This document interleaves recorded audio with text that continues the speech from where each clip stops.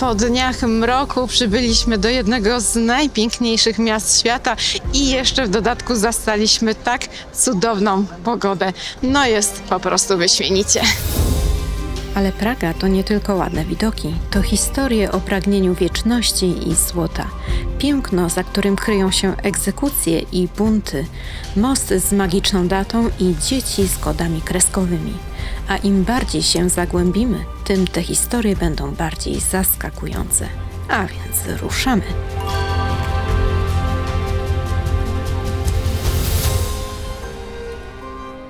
Od czasu wytyczenia rynku w XII wieku życie tu nieprzerwanie kwitnie.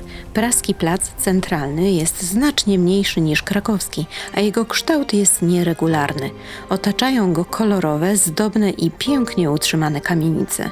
Wiele z nich ma własne nazwy, bo dawniej właśnie w ten sposób zamiast numerów identyfikowano budynki, a rytm temu miejscu wyznacza zegar na elewacji ratusza, rodem ze średniowiecza.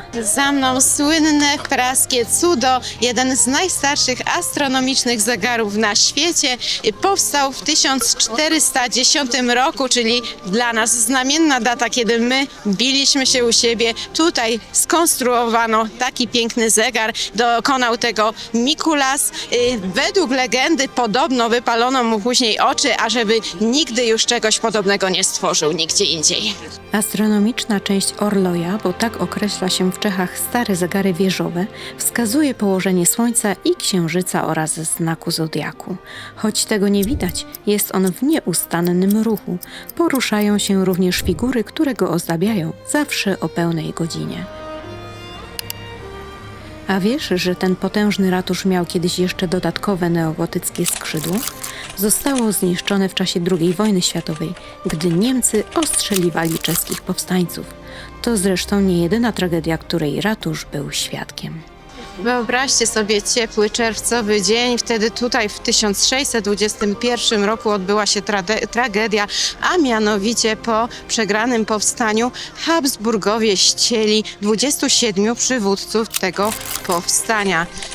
Ich głowy trafiły m.in. na wieżę mostową, a wiele czeskich protestanckich rodzin musiało się stąd wynieść, m.in. przenieśli się do Polski, na Śląsk i do Małopolski. Przypominają o tym krzyże namalowane na posadzce. Do tej historii wrócimy jeszcze później, gdy zejdziemy do podziemi. Po środku płyty stoi okazały pomnik Jana Husa, czeskiego reformatora kościoła. Teraz ogrodzony, a to za sprawą jarmarku, na który też jeszcze zajrzymy, a jakże po zmroku. Wybijają się tu dwa kościoły. Ten z 2 wieżami to kościół nad Tynem. Jeżeli się dokładnie przyjrzycie, to dostrzeżecie, że wieże nie są takie same. Zwyczajowo mówi się, że większa to Adam, a ta smuklejsza to Ewa. Niestety nie udało nam się wejść do jego wnętrza. Piękny wystrój zobaczyliśmy natomiast w barokowym kościele świętego Mikołaja na rynku. Co ciekawe, nie należy on do katolików, ale do czechosłowackiego kościoła husyckiego. Odłam ten nie powstał jednak w wyniku reform Husa, ale zaraz po I wojnie światowej. Z rynku ulicą Karlową dojdziecie do zacnej i chyba najpopularniejszej atrakcji Pragi. Mówiliśmy o nim w Karlsztajnie, mówiliśmy o nim niedawno w Namysłowie, ale to właśnie tutaj jest to znamienne miejsce, o którym naprawdę warto wspomnieć tą niezwykle ważną osobę dla Czech. To Karol, król Karol, również cesarz rzymski, to on zbudował ten most w połowie XIV wieku, ale to zdecydowanie za mało tyle właśnie powiedzieć, bo zaczął go budować dokładnie 9 lipca 1357 roku o 5:31, tworząc tym samym specyficzny układ cyfr, tak zwany palindrom, i to właśnie w jego mniemaniu miało przynieść sukces tej budowli i miała dzięki temu przetrwać długo. Tak też się stało, stoi do dziś. A wiesz, że most w Płocku jest od niego starszy? Oba łączą kurze jaja, które dodawano do zaprawy, bo są dobrym spoimem. W Republice Czeskiej zachował się tylko jeden starszy most w Pisku. Karola jest jednak dłuższy, bo mierzy ponad 500 metrów. Przez wieki był to jedyny most przerzucony w Pradze przez Wełtawę i właśnie tutaj przebijało się całe praskie życie. No, nie bardzo inaczej jest dzisiaj, choć tych mostów jest znacznie więcej, to nadal jest tutaj tłoczno.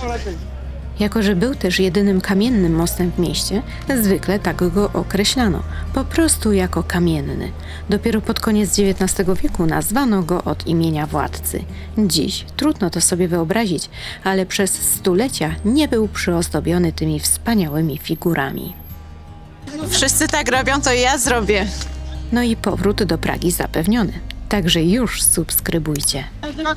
30 rzeźb, ale najbardziej oblegana jest ta Jana Nepomucena, a to dlatego, że został wrzucony do Motławy, dlatego, że nie wyzdradził tajemnicy spowiedzi królowej.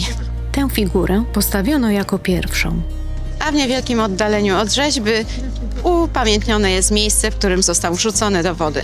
Niektóre z figur powstały już w kolejnych stuleciach, a ostatnia dopiero w 1928 roku. Praga wielokrotnie zmagała się z powodziami. Podczas jednej z największych w 1890 roku 2 figury wpadły do rzeki. Aby chronić rzeźby przed dalszym zniszczeniem, zarówno przez wodę, jak i warunki atmosferyczne czy ptaki, oryginały przeniesiono do muzeum, a na moście stoją dziś ich kopie. Przy obu krańcach mostu stoją wyniosłe wieże. To fragmenty umocnień 2 różnych średniowiecznych miast – Pragi oraz Małej Strany. Dziś ta druga to dzielnica Pragi i jeszcze tu wrócimy, bo warto. A teraz wspomnimy tylko o pysznej, bardzo tutaj popularnej, słodkiej przekąsce. Nie mogliśmy sobie odmówić tych trdelników, znamy je z takiej wersji klasycznej, bez żadnych kremów, a tutaj jest taki wybór i na każdym kroku, no, że po prostu koniecznie trzeba. Już pachną zabójczo, a wiemy, że i smakują też dobrze. Jeżeli będziecie mieli ochotę, to koniecznie skosztujcie wypasionych wersji. Hradczany to największy zamek na świecie. Oczywiście wiadomo, że to w jakiejś tam kategorii jest pisany do Księgi Rekordów Guinnessa. Na przykład zamek w Malborku zajmuje większą powierzchnię, ale ten jest traktowany jako najbardziej zwarty kompleks zamkowy. Na tym wzgórzu powstało pierwsze słowiańskie grodzisko już w IX wieku, choć odkryto tu i dużo wcześniejsze ślady osadnictwa. By dostać się na zamek, trzeba pokonać liczne schody, bo przewyższenie wynosi około 40 metrów. To naturalnie wiąże się z ładnymi widokami ze szczytu. Zanim jednak wejdziemy do serca wzgórza, odbijemy do uroczego zakątka. Cudowna złota uliczka na Hradczanach. Nazwę taką nosi od królewskich złotników, którzy zamieszkiwali tu w XVII wieku. Jeśli przyjdziecie wcześniej rano, to popatrzcie, jest tak pusto i kameralnie i ślicznie. Tylko że wstęp jest płatny, ale kupuje się bilet na cały kompleks, także no zdecydowanie warto. Zimą wystarczy przyjść o 9:00. Domki przyklejone do muru zamkowego powstawały głównie na przełomie XVI i XVII wieku. Z początku żyła tu gwardia zamkowa, potem rzemieślnicy, w tym złotnicy czy królewscy urzędnicy. A wiesz, że na przełomie XIX i XX wieku obok praskiej biedoty pojawili się tu również artyści? W tym domu pomieszkiwał Kafka u swojej siostry i tworzył tu swoje dzieła. Dziś odnajdziesz tu ekspozycje przybliżające życie mieszczan w dawnych wiekach, a także klimatyczne sklepiki. Długo uliczkę określano mianem Alei Alchemików. Ta komnata nawiązuje do legendy, która mówi, że dawniej na Złotej Uliczce mieszkali alchemicy. Mieli oni próbować przekuć ołów w złoto. No oczywiście to się nie udało i tak naprawdę to oni tutaj podobno nie mieszkali, a raczej bliżej pałacu i byli pod ścisłym nadzorem Rudolfa II. Lata panowania tego władcy to złoty wiek Pragi. Cesarz, który był prawnukiem Władysława Jagiellończyka, o którym za moment przeniósł tu swój cały dwór, czyniąc miasto stolicą cesarstwa. Dla Rudolfa alchemia i eliksir życia stały się prawdziwymi obsesjami. Do Pragi ściągnął dziesiątki alchemików i okultystów, a każdy z nich miał obiecywać złoto i eliksiry dające długie życie i boską wiedzę. Jak wspomniałam, zakupiony bilet upoważnia do wstępu do licznych wnętrz. Nam nie starczyło czasu na wszystkie, ale koniecznie wejdź do Starego Zamku, bo jego wnętrza onieśmielają już od samego początku. To niesłychane piękno możemy podziwiać dzięki Władysławowi II Jagiellończykowi. To wnuk naszego Władysława Jagieły. Sala została zbudowana w XV wieku. Jest największą sklepioną salą świecką w tej części Europy. Jest ogromna, ma ponad 60 metrów długości i 16 metrów szerokości, co daje blisko 1000 metrów kwadratowych na jednej płaszczyźnie. A co w ogóle niesamowite, odbywały się tutaj turnieje rycerskie łącznie z końmi. Specjalnie dla nich przygotowano szeroką, łagodnie wznoszącą się klatkę. Wracając jeszcze do króla Władysława, wraz z braćmi, władcami Polski i Litwy, tworzyli dynastię panującą od Bałtyku przez Morze Czarne aż do Morza Śródziemnego, bo później zdobył też koronę węgierską wraz z chorwacką. Po nim na tron wstąpił jego syn Ludwik, ale zginął młodo w bitwie z Turkami i tak zaczęła się epoka Habsburgów. Praski zamek nigdy nie przestał pełnić swojej pierwotnej funkcji, bo i dziś jest oficjalną rezydencją władz Republiki Czeskiej i miejscem organizacji państwowych uroczystości. Serce czeskiej tożsamości miało 2 komory, zamek i potężną katedrę, która stoi w centrum Hradczan.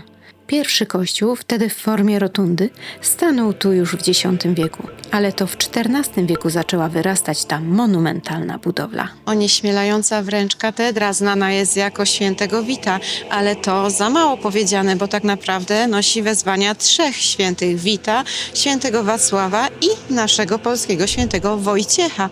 Jego zwłoki zostały wykradzione z Gniezna i spoczywają tutaj w kryptach wraz z władcami czeskimi. Sytuacja nieco podobna jak w Wenecji ze świętym Markiem. Trzeba oddać, że święty Wojciech pochodził z Czech i należał do ważnego wówczas rodu Sławnikowiców, którzy byli rywalami Przemyślidów. Ciekawostką jest, że świątynia była budowana ponad 500 lat i oprócz gotyku znajdziemy tu oczywiście późniejsze elementy. Budowę zaprzestano w czasie wojen husyckich, a wznowiono dopiero w XIX wieku. Stąd to niecodzienne zdjęcie, gdy dopiero zaczęto wznosić zachodnią część świątyni. Budowę oficjalnie zakończono dopiero w 1929 roku. Wnętrza katedry zdobi kilkanaście kaplic w przeróżnych stylach architektonicznych. Największe wrażenie robi srebrny, barokowy nagrobek świętego Jana Nepomucena. Do jego stworzenia użyto blisko 2 ton drogocennego kruszcu. Tak skromny spowiednik spoczywa w jednym z najbardziej okazałych sarkofagów w Czechach. W ukrytej komnacie przechowywana jest korona świętego Wacława. Jej kopię mogliśmy podziwiać na zamku Karlsztejn. Zachęcamy do zobaczenia tego filmu. Ale ponoć tak dobrze wykonana, że gołym okiem nie można jej odróżnić od oryginału. Z koroną wiąże się legenda, według której każdy, kto nielegalnie włoży ją na skronie, umrze w ciągu roku. Ponoć stało się tak z Reinhardem Heydrichem, zastępcą protektora Rzeszy w Czechach i Morawach, który faktycznie sprawował pełnię władzy. Po cichu włożył koronę na głowę i niecały rok później zmarł z powodu powikłań po zamachu. Jeżeli masz dobrą kondycję, to polecamy wspiąć się po 285 schodach. Tyle przynajmniej wyszło Łukaszowi.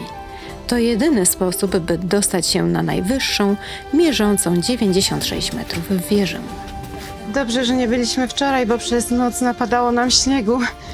No i przez to jest po prostu bajkowo, sami ocencie. Biały pług, który pokrył spadziste dachy, z nadmiarem wynagrodził trud wspinania się. Widok jest wyśmienity, ale zdradzimy, że czeka nas jeszcze piękniejszy. Także zostaw łapkę w górę i oglądaj do końca. Na wzgórzu wyrasta jeszcze jeden kościół. Jego barokowa fasada mocno kontrastuje z surowym wnętrzem. To Bazylika Świętego Jerzego, piękna romańska świątynia z X wieku. Po pożarze kościół przebudowano w XII wieku, nadając mu dzisiejszą bryłę. Tutaj spoczywają szczątki pierwszej dynastii panującej, Przemyślidów. W kaplicy są też relikwie świętej Ludmiły, babki świętego Wacława. Hradczany, podobnie jak inne dzisiejsze dzielnice, stanowiły samodzielne miasto. Dlatego na zachód od zamku można pospacerować po urokliwym rynku. To jest taki bardziej spokojny i klimatyczny zakątek Pragi. Otaczają go liczne pałace wystawione przez arystokrację i duchowieństwo z tym najważniejszym, nowym królewskim pałacem.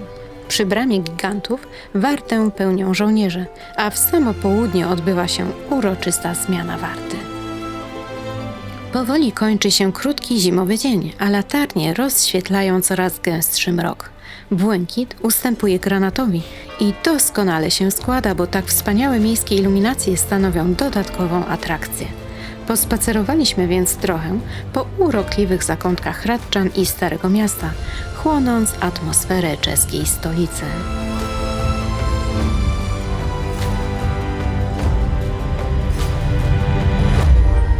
Choć Pragę zwiedziliśmy już po świętach Bożego Narodzenia, to jarmark wciąż przyciąga tłumy. Ten na Starym Rynku regularnie jest wymieniany jako jeden z najpiękniejszych na świecie. Szukam w pamięci, ale nie mogę sobie przypomnieć, żebyśmy kiedykolwiek widzieli piękniejszą choinkę niż ta, która jest właśnie za mną. Na rynku w Pradze jest wspaniały jarmark, piękny klimat, dużo ludzi. Chcieliśmy sobie kupić drdelnika, ale będziemy musieli poczekać w kolejce, bo są długie. 100 kosztuje klasyczny, a z kremami od 140 w górę. Ceny są w miarę przystępne, biorąc pod uwagę, że jesteśmy w stolicy, na jednym z najpopularniejszych jarmarków na świecie. Musieliśmy też skosztować grzańca. Co prawda w papierowym kubku, ale na mieście w wielu miejscach znajdziesz też fajne pamiątkowe, blaszane czy porcelanowe. Po raz kolejny korzystamy z sieci A&O, jest bardzo fajna, tania, dzięki niej tak naprawdę każdy może podróżować.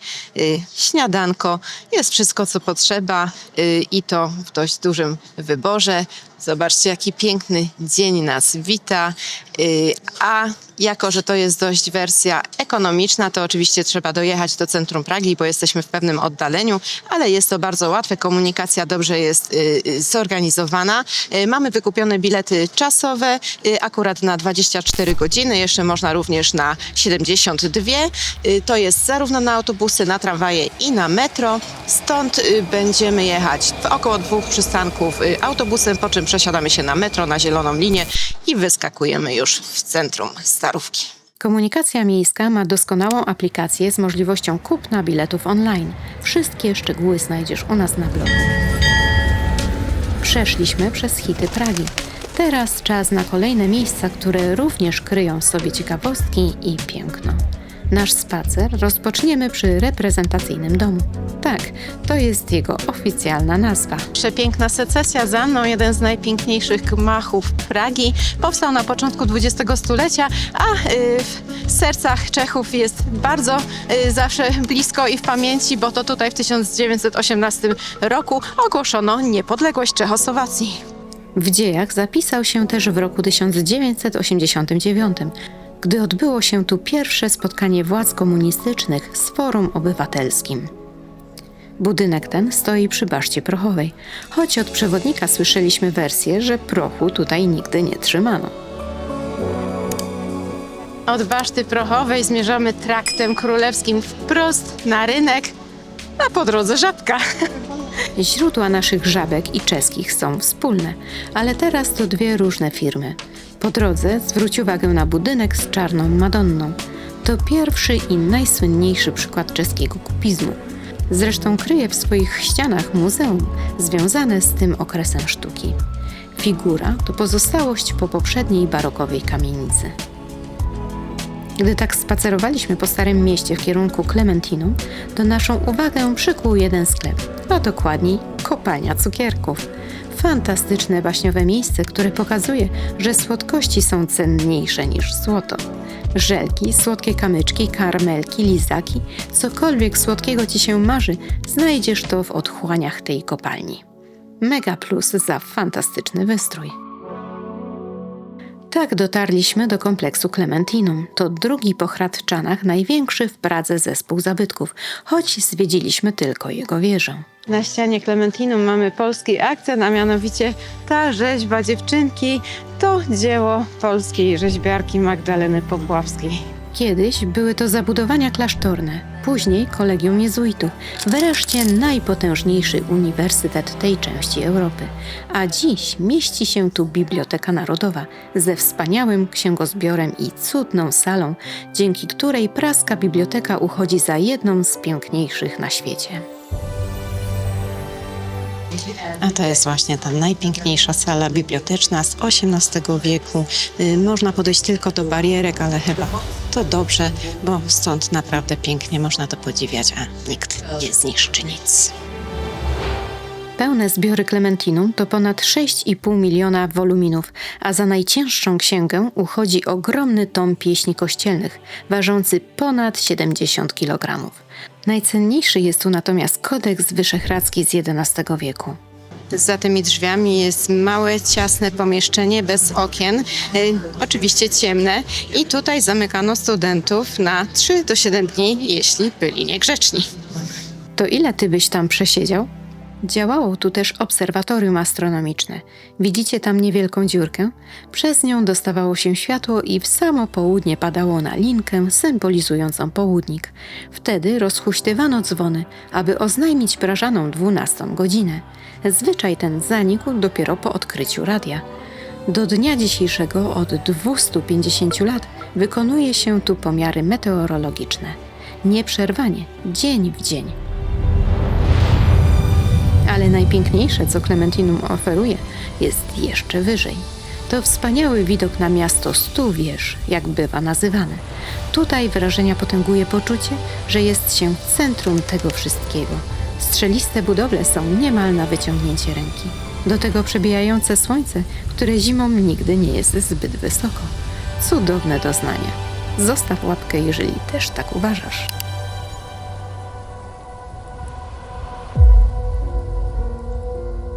Warto zatrzymać się na chwilę przy kościele świętego Franciszka z Asyżu.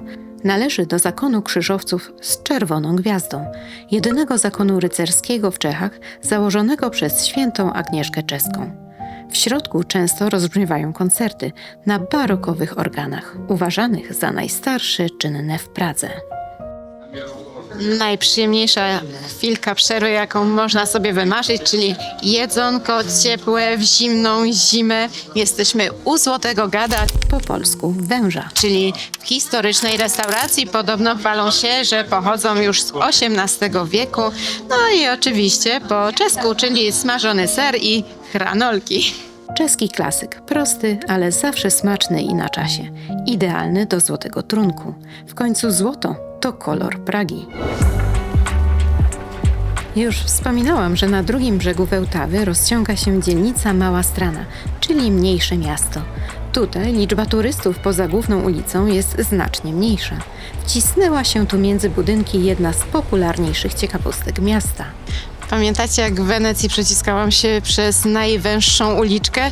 Ta jest podobnej szerokości. Niestety nie przecisnę się, a to dlatego, że ustawiła się tu ogromna kolejka. Do niej nie będziemy czekać. Szerokości są niemal identyczne, około 50 cm. Nieco dalej stoją osobliwe rzeźby. Za mną Muzeum Kawki, a przede mną sikający politycy. To kontrowersyjne dzieło kontrowersyjnego artysty. Sikają na mapę własnego kraju. Czesi słyną z dystansu do siebie i taką ironią ukazuje artysta Dawid Czerny. Stoimy pod kolejnym dziełem Czernego. Ten jest jeszcze bardziej znany. Niemowlaki, które zamiast twarzy mają kody kreskowe, to taki znak naszych czasów i chyba warto się tutaj trochę zastanowić, jak na nas wpływają media społecznościowe i ogólnie media. Miminki pełzają też po wieży telewizyjnej Szyszkow. Inna rzeźba znajduje się w Pałacu Lucerna. Jak widzisz, jego rzeźby zmuszają do chwili refleksji nad ogólnie przyjętymi symbolami i mitami. Ostatnia rzeźba nawiązuje do pomnika świętego Wacława, który dumnie stoi przed Narodowym Muzeum. Wróćmy jednak do Małej Strany, bo pospacerujesz tam po miejscach, w których Tom Cruise kręcił Mission Impossible. To są te schody i ta kamienica. Filmowcy zresztą bardzo lubią Pragę. Kręcono tu też Spidermana, Casino Royale czy Tożsamość Barna. Nie ma się co dziwić, bo wspaniałych lokalizacji jest tu mnóstwo, jak na przykład Kościół Joannitów, który znaleźliśmy przypadkiem, a wydaje się gotowym planem historycznych filmów. Tradycja mówi, że to właśnie tu aresztowano świętego Jana Nepomucena. Tuż za kościołem jest słynna ściana Lennona. To fragment muru, który w latach 80. XX wieku, tuż po zabójstwie Johna Lennona, stał się pomnikiem buntu przeciw komunistycznej władzy. Każdy może tu wyrazić swoje myśli. A za ścianą Lennona taka piękna restauracja i taki cudowny platan. Ciekawe, ile ma lat. Była już najwęższa uliczka, to teraz czas na najwęższy dom. Mamy dla Was pikantną ciekawostkę. Oto za mną najmniejszy dom w Pradze. Ma zaledwie 2,25 m. Pochodzi z połowy XIX wieku, a do 1922 roku był tutaj dom publiczny. No jest tam chyba tak niewiele miejsca, że intymności to za wiele nie mieli. Nie oceniamy, tylko śpieszymy polecić kolejną restaurację z klasycznym jedzeniem. W restauracji u parlamentu, czyli przy parlamencie, jemy znowu tradycyjne dania czeskie. Ja mam ponownie smażony ser, Łukasz ma tradycyjny gulasz, a Dominika sobie wzięła morawską wieprzowinę. Wszystko wygląda pięknie, ale od Dominiki najładniej. I tak też smakowało. Powoli przyzwyczajamy się do cebuli jako surówki, bo cebulę to ja akurat bardzo lubię. Ale po kilku razach w Czechach świckowej już nie zamawiamy. Bitej słodkiej śmietany na wołowinie nie ogarniamy. A co ty o tym sądzisz? Napisz w komentarzu. Pracę na pewno też warto przyjść tutaj, czyli do dzielnicy żydowskiej. Nazywa się Józef, od cesarza Józefa, który złagodził w XVIII bodajże wieku zasady właśnie dla Żydów. Nadal zachowało się to mnóstwo pamiątek po nich, kilka synagog, ratusz i ogromny cmentarz. Za mną właśnie widzicie najstarszą synagogę, nazywa się Staronowa. Pochodzi z czasów jeszcze średniowiecza i jest najstarszą czynną nadal synagogą.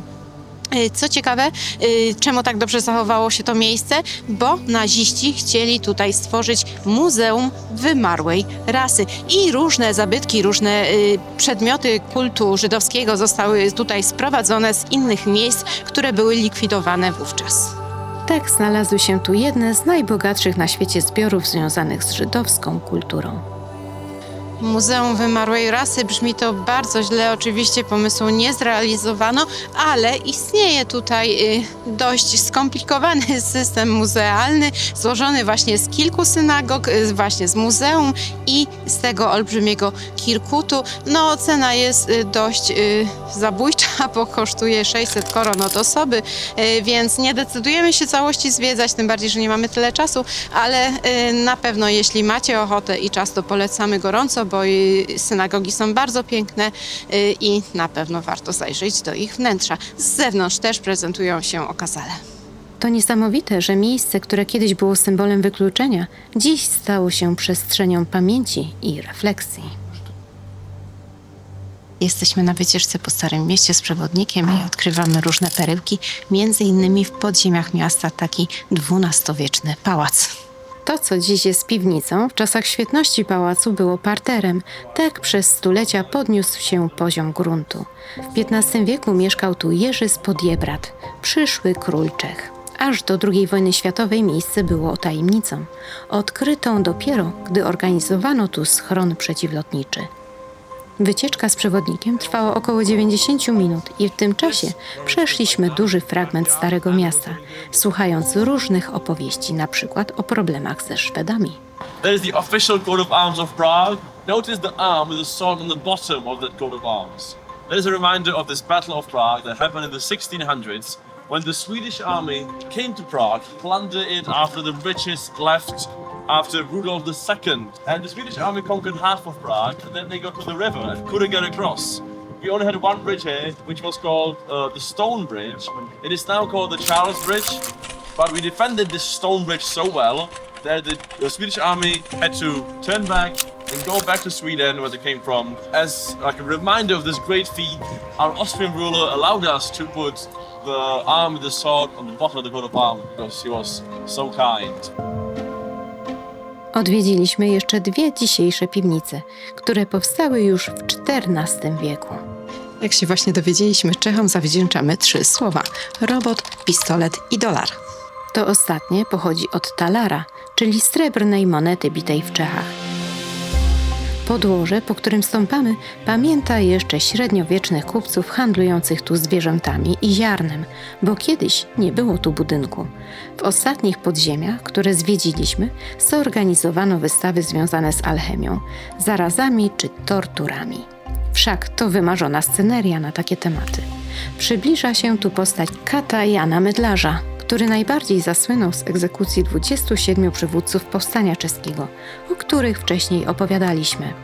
Ponoć stępił wówczas 4 miecze, ale i tak nie wszystkich nieszczęśników ścięto, bo część powieszono. Praga przypomina, że za pięknymi fasadami zawsze kryją się prawdziwe ludzkie losy i może właśnie dlatego tak mocno zapada w pamięć. Pozdrawiamy!